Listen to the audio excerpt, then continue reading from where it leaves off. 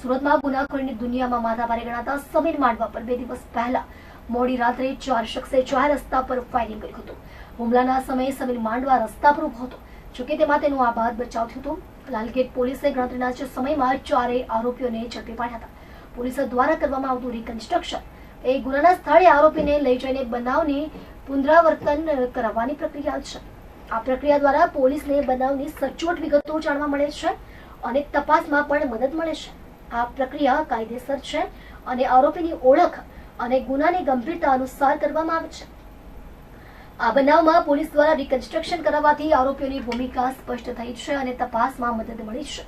આ પ્રકારની કાર્યવાહીથી કાયદાનું પાલન થાય છે અને ગુનાઓની તપાસમાં પારદર્શિતા જાળવવામાં આવે છે.